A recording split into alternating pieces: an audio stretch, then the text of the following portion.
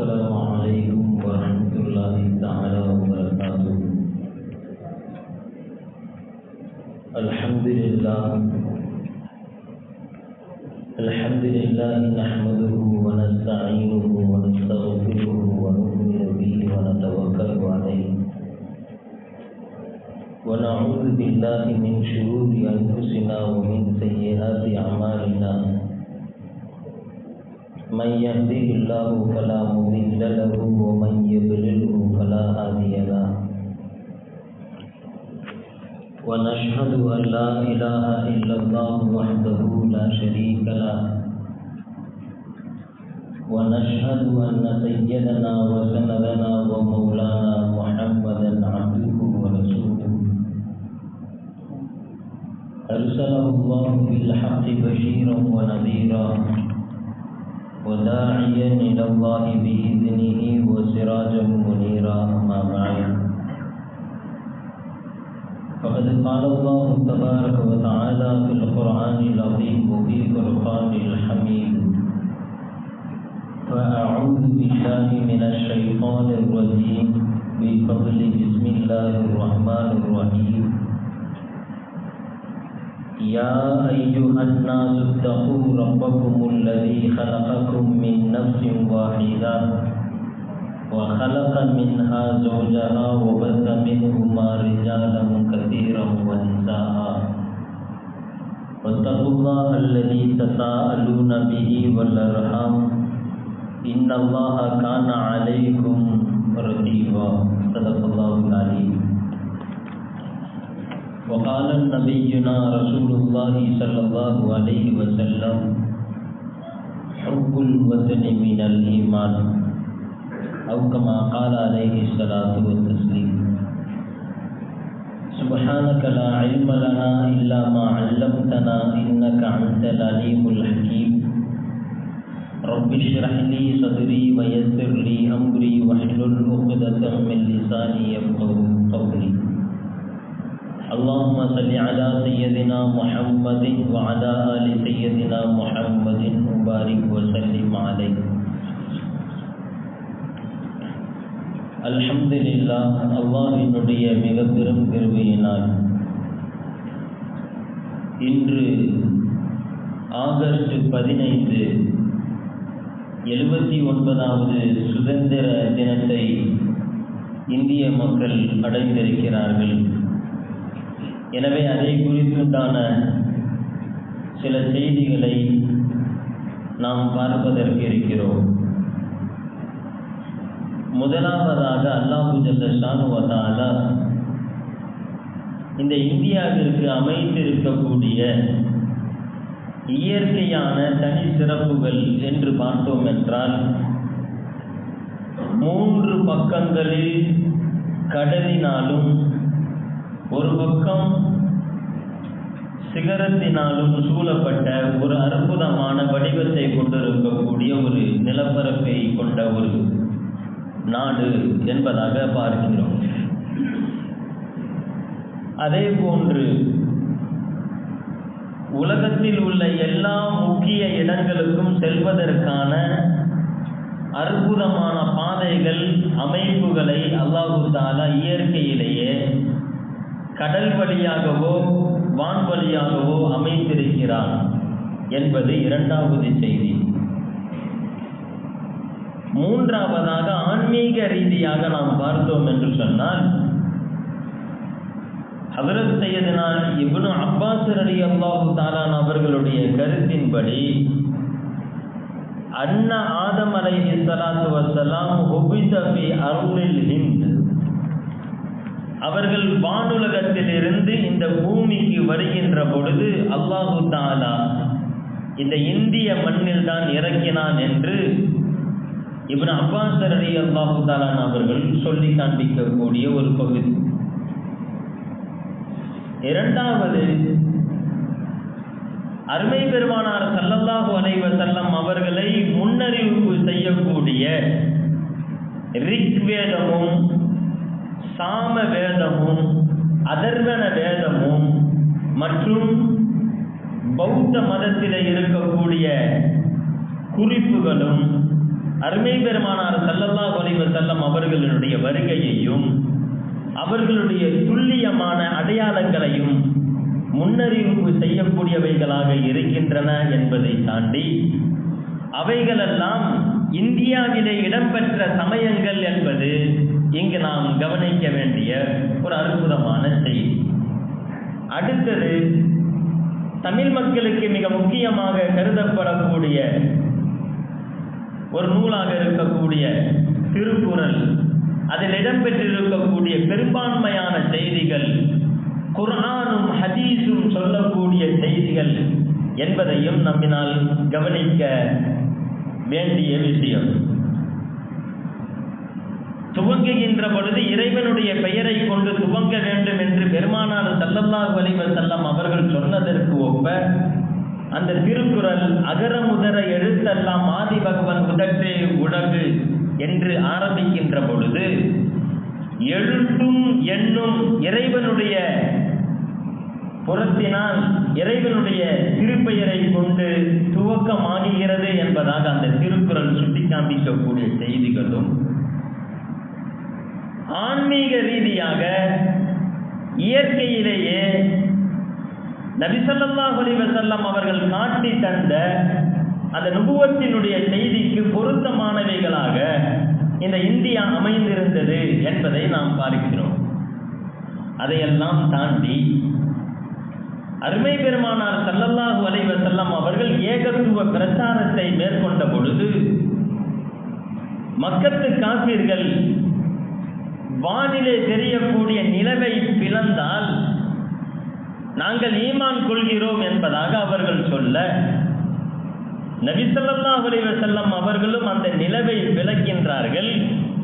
ஆனால் ஏதோ ஒரு காரணத்தினால் அவர்கள் மறுப்பை தெரிவித்து வழக்கம் போல பெருமானார் ஸல்லல்லாஹு அலைஹி வஸல்லம் அவர்களை ஏற்காமல் சென்று விடுகிறார்கள். அப்படியென்றால் பெருமானார் ஸல்லல்லாஹு அலைஹி வஸல்லம் அவர்கள் சிரமப்பட்டு அல்லாஹ்வினுடைய உதவியை பெற்று நிலவை பிளந்தது வீணா என்று சொன்னால் இல்லை. அந்த நிலவை பிளந்ததின் மூலமாக அல்லாஹு ஜல்ல ஷானுஹு வ தஆலா இந்த இந்திய மண்ணிலே தீன் ஒளி பரவுவதற்கான காரண கர்த்தாவை ஏற்பாடு செய்கிறார். நமக்கெல்லாம் தெரிந்த கேரளாவினுடைய சேரமன் பெருமாள் தாஜுத்தீன் என்பதாக பெயர் பெறுவதற்கான காரணம் அந்த நிகழ்ச்சி என்பதாக வரலாற்று ஆசிரியர்கள் குறிப்பிட்டு காண்பிக்கிறார். நீண்டதாக நாமெல்லாம் பேசலாம். இந்தியாவிற்கு இஸ்லாம் வந்ததினுடைய வரலாறுகள் என்று பார்க்கிற பொழுது அற்புதமான செய்திகள் எல்லாம் உள்ளே பதிந்து இருக்கிறது. ஹஜ்ரத் சையதுனா அபூ ஸஈத் அல்-குத்ரி ரலியல்லாஹு தஆலா அவர்களாக இருக்கட்டும், ஸஅத் இப்னு அபீ வக்காஸ் ரலியல்லாஹு தஆலா அவர்களாக இருக்கட்டும், ஏன் அருமை பெருமானார் ஸல்லல்லாஹு அலைஹி வஸல்லம் அவர்களுடைய உற்ற சகோதரராக இருந்த ஹஜ்ரத் சையதுனா ஹம்ஸா ரலியல்லாஹு தஆலா அவர்களாக இருக்கட்டும், அவர்கள் தடம் பதித்த ஒரு பகுதி என்பது இந்த இந்திய மண் என்பதை நாம் புலங்க வேண்டும். ஹம்ஸா ரலியல்லாஹு தஆலா அவர்கள் யார்? உஹது யுத்தத்தில் 70 காஃபிர்கள் 70 காஃபிர்கள் கொல்லப்பட்டார்கள். அந்த 70 காஃபிர்களில் 40 காஃபிர்களை வென்று வீழ்த்திய ஒரே ஒரு சிங்கம் அசதுல்லா, அல்லாஹ்வினுடைய சிங்கம் என்பதாக போற்றப்பட்ட ஹஜ்ரத் சையதுனா ஹம்ஸா ரலியல்லாஹு தஆலா அவர்கள். மீதி இருக்கக்கூடிய 30 மற்ற சஹாபாக்கள் கையாண்டார்கள் என்றால் அவர்களுடைய வீரம் எப்பேற்பட்டது என்பதை நாம் விளங்க வேண்டும். ஒன்றுமல்ல, அவர்களுடைய வீரத்தை நாம் அடையாளப்படுத்துவதற்கு ஹஜ்ரத் சையதுனா அலி இப்னு அபீ தாலிப் ரலியல்லாஹு தஆலா அவர்களுடைய அண்ணன் என்கின்ற ஒரு பெயரே போதும் ஹஜ்ரத் சையதுனா ஹம்ஸா ரலியல்லாஹு தஆலா அவர்களுடைய வீரத்தை அடையாளப்படுத்துவதற்கு. அந்த ஹம்ஸா ரலியல்லாஹு தஆலா அவர்கள் தடம் பதித்த ஒரு பகுதி இந்த பூமி, இந்த இந்திய மண் என்று சொன்னால் இந்த இந்தியாவிற்கான சிறப்பை நாம் என்னவென்று சொல்வது? ஏராளமான செய்திகளை கொண்டிருக்கக்கூடிய இந்த இந்திய மண் அப்பொழுதே ஈமானை, இஸ்லாத்தை உள்வாங்கிக் கொண்டு பல்வேறுபட்ட மக்களுக்கு தோதுவாக இஸ்லாம் சொல்லக்கூடிய பண்பாடுகளை இயற்கையாகவே தன்னுள் கொண்டிருக்கக்கூடிய ஒரு மண் என்பது இந்த இந்திய மண். மற்ற நாட்டிற்கு இருக்கக்கூடிய தன்மைக்கும் இந்த இந்தியாவில் இருக்கக்கூடிய தன்மைக்கும் மிக பெரிய வேறுபாடு இருக்கிறது. ஆச்சரியம் என்னவென்று சொன்னால், அருமை பெருமானார் ஸல்லல்லாஹு அலைஹி வஸல்லம் அவர்கள் சொன்ன அடுத்தவர்களை அரவணைக்கக்கூடிய தன்மையும், வந்த விருந்தாளிகளை உபசரிக்கக்கூடிய முறையும், அடுத்தவர்களிடத்திலே கண்ணியத்தை பேணக்கூடிய முறையும், பெரியவர்களுக்கு மரியாதை செய்யக்கூடிய பண்பும், பெண்களிடத்திலே இருக்கக்கூடிய ஞானமும் ஒழுக்கமும் இந்த மண்ணில் இயற்கையாகவே பெருமானார் ஸல்லல்லாஹு அலைஹி வஸல்லம் அவர்கள் சொன்ன அந்த தீனுல் இஸ்லாம், இந்த ஈமானுடைய செய்திகள் வருவதற்கு முன்பதாகவே இங்கு பழக்கப்பட்ட பூமியாக இருந்தது என்பது வரலாற்றை அறிந்து கொண்டவர்களுக்கு நன்கு புரியும். இந்த தீனுல் இஸ்லாம் பெருமானார் ஸல்லல்லாஹு அலைஹி வஸல்லம் அவர்களுடைய காலகட்டத்திலேயே வந்துவிட்டது என்பதை தாண்டி அருமை பெருமானார் ஸல்லல்லாஹு அலைஹி வஸல்லம் அவர்கள் இந்த பூமியை குறித்து ஏராளமான நற்செய்திகளை சொல்லியிருக்கிறார்கள். அலைக்கும் பிஊதில் ஹிந்தியி, நீங்கள் இந்தியாவிலே இருக்கக்கூடிய ஆயுர்வேதிக் மருத்துவத்தை, அதாவது இயற்கை மருத்துவத்தை நீங்கள் பற்றி பிடித்துக் கொள்ளுங்கள் என்பதாக பெருமானார் ஸல்லல்லாஹு அலைஹி வஸல்லம் அவர்கள் சொல்லக்கூடிய மருத்துவத்தை குறித்துண்டான செய்தியாக இருக்கட்டும். வாளை குறித்து, வாளிலே நேர்த்தியாக செய்யப்படக்கூடிய வாளை குறித்து பாராட்டுகின்ற பொழுது இந்தியாவிலே செய்யப்படக்கூடிய வாள் என்பதாக பெருமானார் ஸல்லல்லாஹு அலைஹி வஸல்லம் அவர்களிடத்திலே சொல்லப்பட்ட அந்த செய்தியாக இருக்கட்டும். அதே போன்று இறுதி காலகட்டத்தில் அசத்தியங்கள் எல்லாம் தலை தூக்கி இருக்கின்ற பொழுது அந்த அசத்தியத்தை வென்றொழிக்கக்கூடிய அற்புதமான மனிதர்கள் இந்த இந்தியாவிலே தான் தோன்றுவார்கள் என்கின்ற முன்னறிவிப்பாக இருக்கட்டும். இதுவெல்லாம் நாம் இந்திய குடிமக்களாக அல்லாஹ் தஆலாவினால் தேர்வு செய்யப்பட்டு இருக்கிறோம் என்பதை பார்க்கிற பொழுது பெருமிதம் கொள்ள வைக்கக்கூடியவைகள்.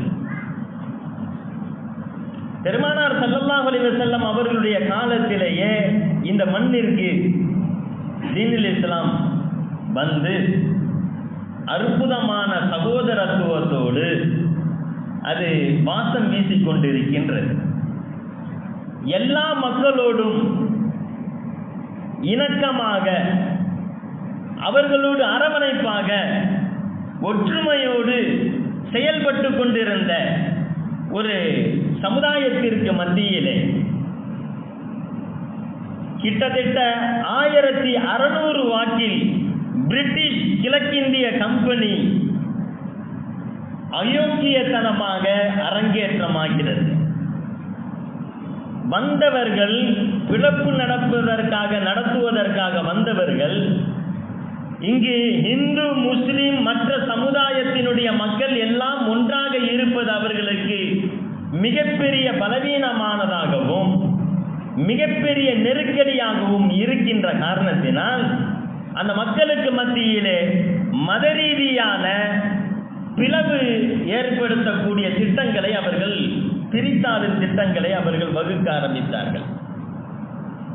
ஒரு கட்டத்தில் 1858 அவர்கள் முழுமையான முறையிலே ஆட்சி அறையில் ஏறுகிறார்கள்.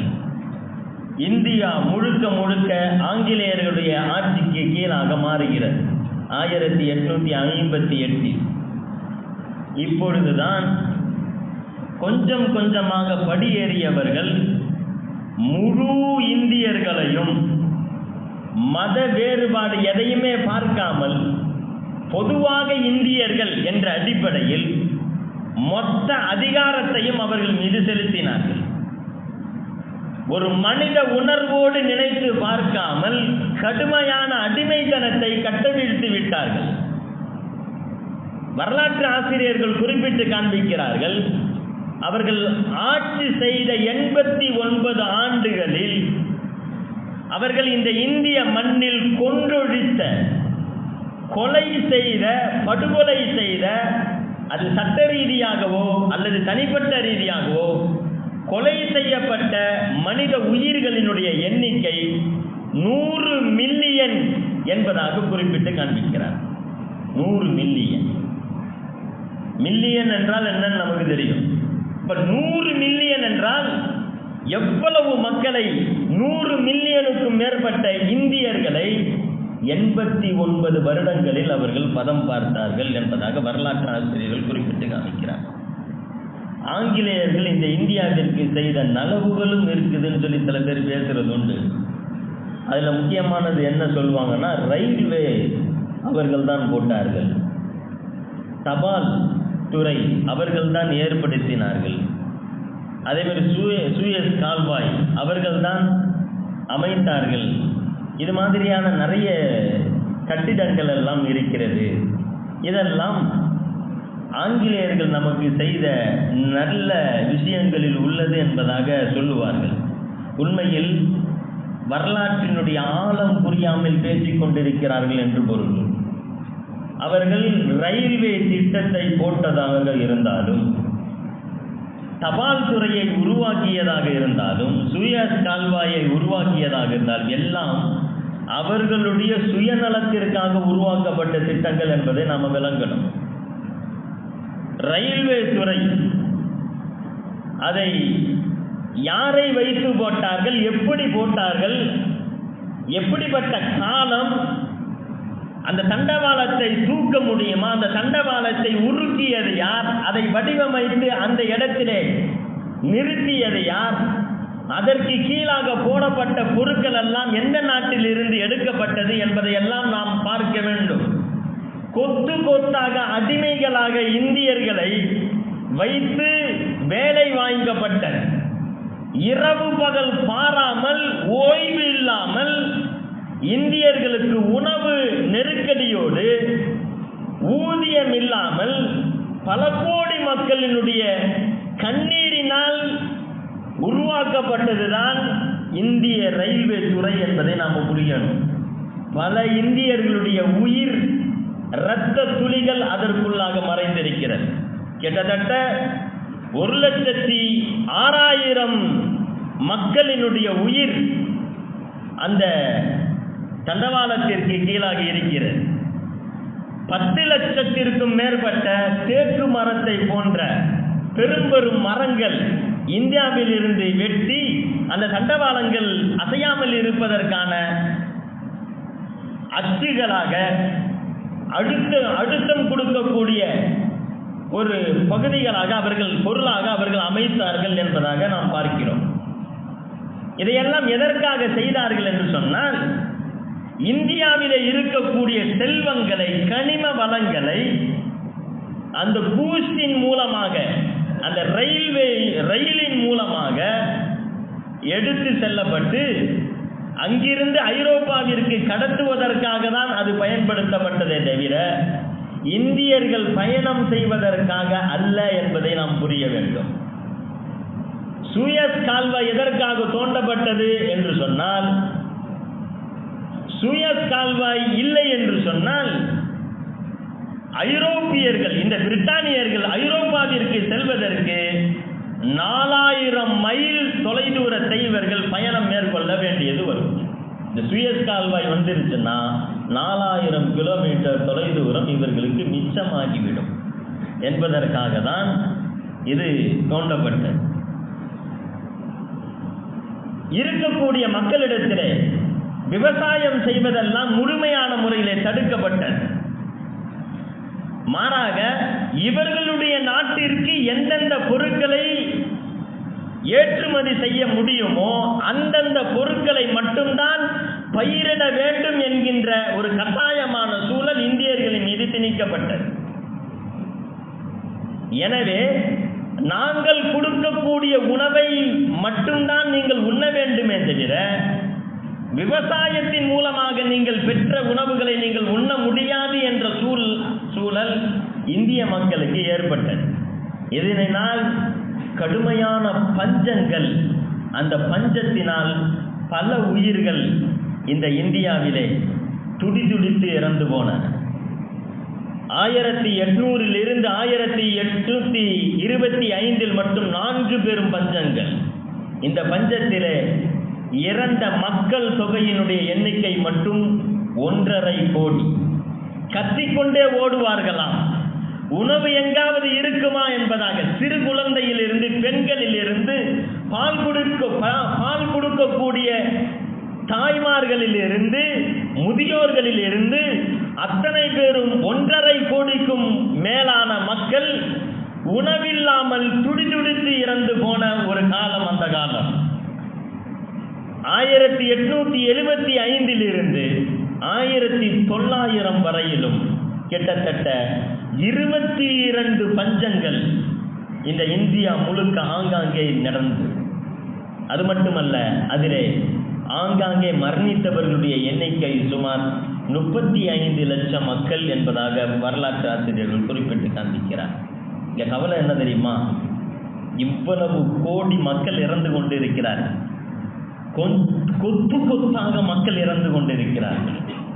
சிறுவர்கள், பெரியவர்கள் என்கின்ற நிலைப்பாடு இல்லாமல் மொத்தமாக இறந்து கொண்டிருக்கிறார்கள். இந்த நேரத்தில் பிரிட்டிஷ் அரசிற்கு இருந்த மனநிலை எப்படிப்பட்டதாக இருந்தது என்பதை திரு நவ்ரோஜி என்கின்ற வரலாற்று ஆசிரியர்கள் குறிப்பிட்டு காண்பிக்கிறார்கள். இந்த நேரத்தில் பிரிட்டனுக்காக ஏற்றுமதி செய்யப்பட்ட அரிசி மற்றும் தானியங்களினுடைய அளவு என்பது 200 மில்லியன் பவுண்டுகளாக இருந்தது. பவுண்டுனா என்னன்னு நாம கவனிக்கணும். அதே மாதிரி மில்லியன்னா என்னன்னு கவனிக்கணும். இங்க கொத்து கொத்தாக ஒரு கவலம் உணவிற்காக ஏங்கி இறந்து போகக்கூடிய மக்களுக்கு மத்தியில் 200 மில்லியன் பவுண்ட் தானியங்கள், உணவு தானியங்கள் ஏற்றுமதி செய்யப்படுகிறது பூஸ்டின் மூலமாக என்று சொன்னால், அவர்களுடைய ஒரு வக்கிரத்தனமான மனநிலை எப்படிப்பட்டதாக இருந்தது என்பதை நாம் பார்க்க வேண்டும். முழுக்க ஒரு மிருகங்களை நடத்துவதை விட மோசமாக இந்தியர்களை அடிமைகளாக சின்னாபின்னமாக அவருடைய வாழ்வாதாரத்தை சிதைத்தார்கள். இந்த நேரத்தில் தான் இஸ்லாமியர்களிடத்தில் இருக்கக்கூடிய இயற்கையான பண்பு அஞ்சுவதும் அடிபணிவதும் அல்லாஹ் ஒருவனுக்கு என்கின்ற அந்த நிலைப்பாடு ஓங்க ஆரம்பிக்கின்றது. ஒரு கட்டத்திலே ஈமானுக்கு எதிரான ஒரு சூழல் ஏற்படுகின்ற பொழுது, இஸ்லாத்தின்படி முழுமையான முறையிலே வாழ முடியாது என்கின்ற ஒரு சூழல் ஏற்படுகின்ற பொழுது, தாருல் உலூம் தேவ்பந்த் இந்த இந்திய மண்ணை தாருல் ஹர்ப், போரிடுவதற்கு தகுதியான பூமி என்பதாக ஃபத்வா மார்க்க அறிவிப்பை செய்கிறது. இந்த ஆங்கிலேயர்களிடத்திலே அடிமைத்தனத்தை போதிக்கக்கூடிய இந்த ஆங்கிலேயரிடத்தில் எந்த விதத்திலையும் உடன்படிக்கையோ ஒப்பந்தமோ வைத்துக் கொள்ளக்கூடாது என்பதாக பேரறிவிப்பு செய்கிறது. கதராடையை அணிவது மார்க்கத்திலே உள்ளது என்பதாக அது பேரறிவிப்பு செய்கிறது. ஆங்கில மொழியை இப்படி அடிமைத்தனத்தை செய்து கொண்டிருக்கக்கூடிய இந்த உன்னுடைய நாவிலிருந்து வரக்கூடிய அந்த ஆங்கிலம் எனக்கு அது தேவையற்றது என்பதாக அப்பொழுதுதான் அறிவிப்பு செய்கிறது. இப்படியெல்லாம் பல்வேறுபட்ட எதிர்ப்புகளுக்கு மத்தியிலே இந்த தீனுல் இஸ்லாத்தின் மூலமாக சுதந்திரத்தினுடைய வேட்கை மக்களுக்கு மத்தியிலே ஆங்காங்கே வேரூன்ற ஆரம்பிக்கின்றது. அன்பானவர்களே, இது வேரூன்றுவதற்கான அடிப்படை காரணத்தை நாம் புரிய வேண்டும். இந்த தீனுல் இஸ்லாத்தை பொறுத்தவரையிலும் 2 கோட்பாடு மிக முக்கியமானது. ஒன்று வஹ்தத்துல்லாஹ், ஓரிரை கொள்கை. உலகத்தில் உள்ள எத்தனை மனிதர்கள், எத்தனை இனத்தவர்கள் இருந்தாலும் எல்லா மனிதர்களுக்கும் ஒரே கடவுள், ஒரே இறைவன் என்கின்ற ஒரு கோட்பாடு. 2வது கோட்பாடு, எந்த நிறத்தவனாக இருந்தாலும், எந்த இனத்தவனாக இருந்தாலும், எந்த பகுதியினராக இருந்தாலும், எந்த கோத்திரத்தினவராக இருந்தாலும் எல்லா மனிதர்களும் ஒரு தாய் மக்கள் என்கின்ற ஒரு கோட்பாடு. சமத்துவம் பேண வேண்டும் என்கின்ற முழக்கத்தை இந்த தீனுல் இஸ்லாம் சொன்னது. அல்லாஹ் தஆலா சூரத்து நிசாவிலே ஆரம்பத்திலே சொல்லி காண்பிக்கிறான். யா அய்யுஹன் நாசு தகு ரப்பக்குமுல்லதி கலப்பக்கும் உங்களை படைத்த ஒரே இறைவனையே நீங்கள் அஞ்சுங்கள் என்பதாக ஓரிரை கொள்கையை சொல்லிவிட்டு அல்லாஹ் சொல்லி காண்பிக்கிறான். அவன் எப்படிப்பட்டவன் என்று சொன்னால், அல்லதி ஹலககும் மின் நஃப்ஸின் வாஹிதா, அவன் ஒரே ஆத்மாவில் இருந்து தான் உங்களை படைத்தான். எனவே இங்கு பிறப்பினால் ஒருவன் உயர்ந்தவன் என்பதோ, அவன் தாழ்ந்தவன் என்பதோ, இவன் கீழ் ஜாதி என்பதாகவோ, அல்லது அவன் மேல் ஜாதி என்பதாகவோ, இவன் உயர்த்தப்பட்டவன் என்பதாகவோ, இவன் தாழ்த்தப்பட்டவன் என்பதாகவோ அதற்கான இடம் இங்கு இல்லை. பெருமானார் ஸல்லல்லாஹு அலைஹி வஸல்லம் அவர்கள் திட்டவட்டமாக சொன்னார்கள், அரபி என்கின்ற காரணத்தினால் ஒருவன் உயர்ந்தவனும் அல்ல, அரபி அல்லாதவன் என்கின்ற காரணத்தினால் ஒருவன் தாழ்ந்தவனும் அல்ல. ஒருவன் வெளுத்தவனாக இருக்கிறான் என்கின்ற காரணத்தினால் அவன் உயர்ந்தவனும் அல்ல, அவன் கருத்தவனாக இருக்கிறான் என்கின்ற காரணத்தினால் அவன் தாழ்ந்தவனும் அல்ல. உங்களுக்கான நல்ல பண்புகளை வைத்துதான் நீங்கள் உயர்வு தாழ்வை பெறுகிறீர்கள் என்பதை பெருமானார் ஸல்லல்லாஹு அலைஹி வஸல்லம் அவர்கள் எடுத்துரைத்தார்கள். இப்படி இந்த கோட்பாட்டின் வெளிப்பாடாக தான் இந்த தீனில் இஸ்லாத்திலே இருந்த மக்கள் எல்லாம் சுதந்திரத்திற்காக குரல் கொடுக்க ஆரம்பித்தார்கள். சுதந்திரத்திற்காக அடிமைத்தனத்தில் இருந்து வெகுண்டு எழுவது என்பது இந்த தீனில் இஸ்லாம் நமக்கு நபிமார்களுடைய வரலாற்றின் மூலமாக சொல்லி காண்பிக்கக்கூடிய செய்தி. ஹஜ்ரத் சையதுனா மூஸா அலைஹிஸ்ஸலாத்து வஸ்ஸலாம் அவர்கள் ஃபிரௌனிடம் சென்று அல்லாஹ்வை குறித்த அறிமுகத்தை செய்கிறார்கள். அவன் மறுக்கின்ற பொழுது, நீ மறுத்தால் போகட்டும், நான் இரண்டாவது இறைவனுடைய கட்டளையை சொல்கிறேன் என்பதாக சொல்லிவிட்டு இரண்டாவது கட்டளை என்ன சொன்னார்கள் என்று சொன்னால், அர்சில் மஇ பனி இஸ்ராயில், எங்களுடன் பனி இஸ்ரவேலர், அர்சில் மஅனா பனி இஸ்ராயில், பனி இஸ்ரவேலர்களை எங்களுடன் நீ அனுப்பி வைக்க வேண்டும். அதாவது நீ அடிமையாக வைத்திருக்கக்கூடிய இந்த மக்களை அடிமைத்தனத்தில் இருந்து விடுவித்து இவர்களுக்கு நீ சுதந்திரத்தை கொடுக்க வேண்டும் என்பதாக முதலாக சுதந்திர கொடியை தூக்கியவர்கள் ஹஜ்ரத் சையதுனா மூஸா அலைஹிஸ்ஸலாத்து வஸ்ஸலாம் அவர்கள் என்பதாக அல்லாஹ் தஆலா குர்ஆனில் சுட்டி காண்பிக்கிறார். அந்த அடிப்படையில் இந்த இந்திய மக்கள் பல தியாகங்களை செய்து இந்த இந்தியாவை அந்த ஆங்கிலேயர்களிடம் இருந்து மீட்டு கொடுத்தார்கள். அந்த மீட்டு கொடுத்ததனுடைய மிகப்பெரிய ஒரு பெருமை இந்த சமுதாயத்தை சார்ந்தது. ஆனால் இன்றைய கவலையான செய்தி என்னவென்று சொன்னால், திட்டமிட்டு அந்த வரலாறுகள் எல்லாம் மறைக்கப்பட்டிருப்பதுதான், மறைக்கப்பட்டு கொண்டிருக்கிறது. 1900 துவங்கி 1947 சுதந்திர போராட்டத்தினுடைய வரலாற்றை முடக்கி விடுகிறார்கள்.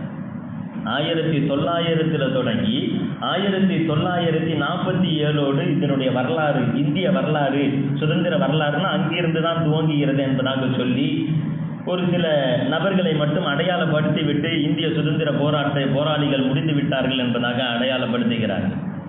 ஆனால் எதேர்ச்சியான விஷயம் என்னவென்று சொன்னால், 1757 கிட்டத்தட்ட 200 ஆண்டுகளுக்கு முன்பதாகவே இந்திய சுதந்திர போராட்டம் ஆரம்பமாகிவிட்டது. அங்கு இருந்த களத்தில் இருந்தவர்கள் எல்லாம் பெரும்பான்மையானவர்கள் இந்திய முஸ்லிம்கள்.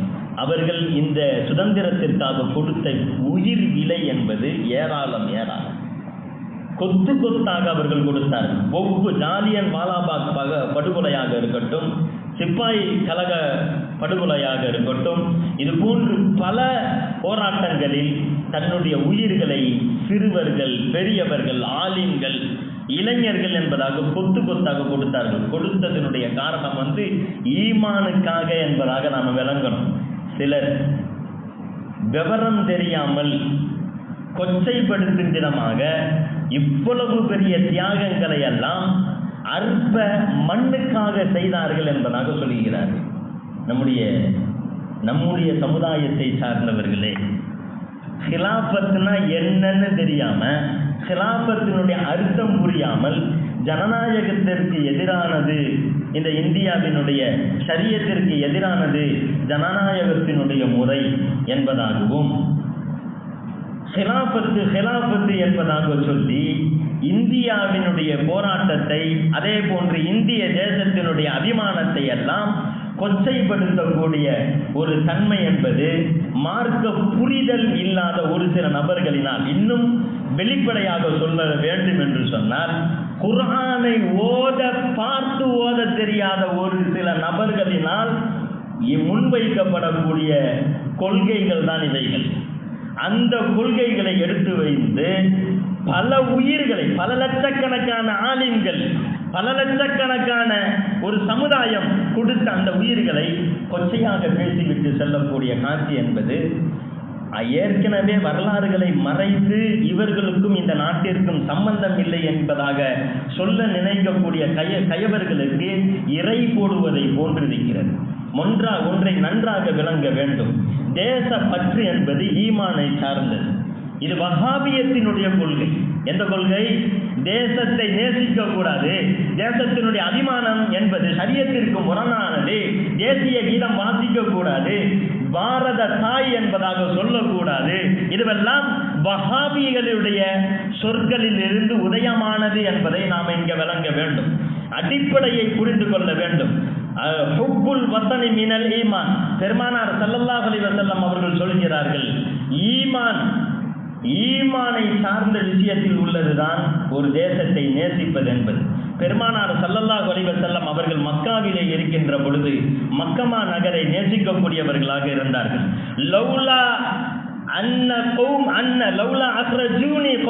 உன்னுடைய கூட்டம் மட்டும் என்னை வெளியாக்காவிட்டால் நான் இந்த பூமியில் இருந்து வெளியாக மாட்டேன் என்பதாக மக்காவை நினைத்து அவர்கள் கண்ணீர் வடித்ததும் பெருமானார் ஸல்லல்லாஹு அலைஹி வஸல்லம் அவருடைய ஹதீஸ் எடுத்துரைக்கிறது.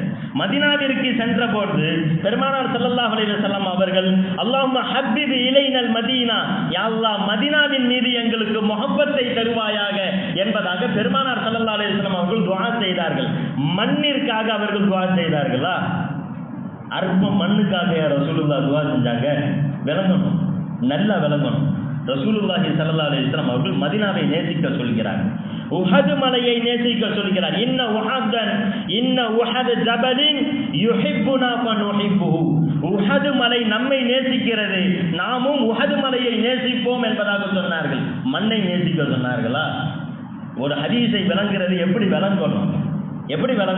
மண்ணுக்காக போராடினாங்க, அவங்கெல்லாம் மண்ணுக்காக தான் இருப்பாங்க, இவங்கெல்லாம் ஷஹீதில் வருவாங்களா என்பதாக சர்வ சாதாரணமா அடிப்படை அறிவு இல்லாமல் கேட்கக்கூடிய கேள்வி.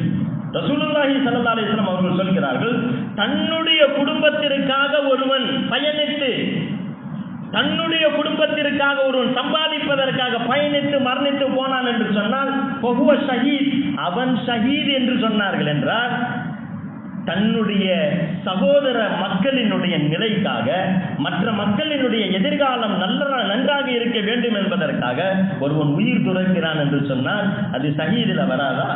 ரசூலுல்லாஹி ஸல்லல்லாஹு அலைஹி வஸல்லம் வெளிப்படையாகவே சொல்லி இருக்கிறார். இது போன்று நிறைய செய்திகள். ஒருவன் மரணித்து போய்விட்டான் என்று சொன்னான், இதா மாத்தல் இன்சான், ஒரு மூமின் மரணித்து போய்விட்டான் என்று சொன்னால் பக்கத்து முஸல்லாஹு, அவன் இருந்த பூமி அவனுக்காக அழுகின்றது. ரசூலுல்லாஹி ஸல்லல்லாஹு அலைஹி வஸல்லம் அவர்கள் சொன்னார், பக்கத்து முஸல்லாஹு மினல்லாஹ், அவன் தொழுத பூமி அவனுக்காக அழுகிறது. எந்த பூமி அழுகும்? இந்த பூமியில தானே சாப்பிடுற, இந்த பூமியில தானே எல்லா விஷயங்களையும் செய்கின்றாய், எல்லா விஷயத்தையும் செய்துவிட்டு இந்த இந்திய மண் என்பது நேசிப்பதற்கு அப்பாற்பட்ட ஒரு மண் என்பதாக சொன்னால் அதை அவருடைய புத்தியை எந்த அளவிற்கு நாம் சோதிக்க வேண்டும் என்பதை நாம் கவனிக்க வேண்டும். இது போன்ற விஷக்கருத்துடையவர்கள் கண்டிப்பாக நம்முடைய பிள்ளைகளை விட்டும் அப்பாற்படுத்தப்பட வேண்டியவர்கள். இவர்களிடத்திலே தேசப்பற்று என்றால் என்ன என்பதாக தனியாக பாடம் நடத்த வேண்டும். ஹஜ்ரத் சையதுனா இப்ராஹிம் அலைஹிஸ்ஸலாத்து வஸ்ஸலாம் அவர்கள் தன்னுடைய பூமிக்காக துஆ செய்ததை அல்லாஹ் தஆலா எதற்காக சொல்ல வேண்டும்? இதற்காக இப்ராஹிமு ரப்பிஜான ஹஸாபலதன் ஆமினா, யா அல்லாஹ் இந்த பூமியை பரிசுத்தமான பூமியாக ஆக்குவாயாக, நிம்மதியான பூமியாக ஆக்குவாயாக, வரக்கூடிய மக்களுக்கெல்லாம் பரக்கத்தை தருவாயாக, ரிஸ்கில் அபிவிருத்தி தருவாயாக என்பதாக துஆ செய்ததெல்லாம் ஒரு தேசத்தினுடைய வெளிப்பாடு அல்லவா? அல்லாஹ் பொதுவாக வெளிப்படையான ஒரு விஷயம் அடிப்படையான விஷயம் என்னவென்று சொன்னால், ஒரு சின்ன பொருளாக இருந்தாலும் அதன் மூலமாக நான் உபகாரத்தை பெற்றோம் என்று சொன்னால் அந்த உபகாரத்தை வெளிப்படுத்தக்கூடியவர்களாக இருக்க வேண்டும். ஒரு சிறிய பேப்பர், அந்த பேப்பரின் மூலமாக நான் கல்வி கற்கிறேன் என்று சொன்னால் அந்த பேப்பருக்கு நான் மகத்துவத்தை கொடுக்க வேண்டும். அந்த பேனாவின் மூலமாக தான் நான் கல்வி கற்கிறேன் என்றால் அந்த பேனாவிற்கு மகத்துவத்தை கொடுக்க வேண்டும். ரசூலுல்லாஹ் அல்லாஹு தஆலா குர்ஆனிலே சொல்கிறான், நூன் வல் கலமி வமா யஸ்துரூன். பேனாவின் மீதும் பேனா எழுதக்கூடியவைகள் மீதும் சத்தியமாக நபியே நீங்கள் இது அவர்கள் சொல்வதை போன்று பைத்தியக்காரர் அல்ல என்பதாக அல்லாஹு தஆலா சொல்கிறான். இங்க பேனாவின் மீது அல்லாஹ் சத்தியம் செய்வதற்கான காரணம் மனிதர்கள் அறிவை இந்த பேனாவின் மூலமாக பெறுகிறார்கள் என்று. நாம இந்த உலகத்துல ஈமானோட வாழ்றோம்னா அந்த ஈமானோடு வாழ்வதற்கு இந்த பூமி ஒரு விதத்திலே காரணமாக இருக்கிறது. இந்த பூமியை நாம் நன்றியோடு நினைத்து பார்ப்பதற்கு கடமைப்பட்டு இருக்கிறோம். அதை தாண்டி நம்முடைய முன்னவர்கள், நம்முடைய பெரியவர்கள் அவர்கள் சிந்திய இரத்தத்திற்கான அர்த்தங்களை நாம் இந்த மக்களிடத்திலே புரிய வைப்பதற்கும் கடமைப்பட்டு இருக்கிறோம். அல்லாஹு ஜல்ல ஷானு வ தஆலா பேர்பட்ட நன்மக்களாக நம் அனைவரையும் ஆக்கியருள் புரிவானாக. வஆகிர் தவானா அல்ஹம்துலில்லாஹி ரப்பில் ஆலமீன். அஸ்ஸலாமு அலைக்கும் வரஹ்மத்துல்லாஹி தஆலா வபரகாத்துஹு.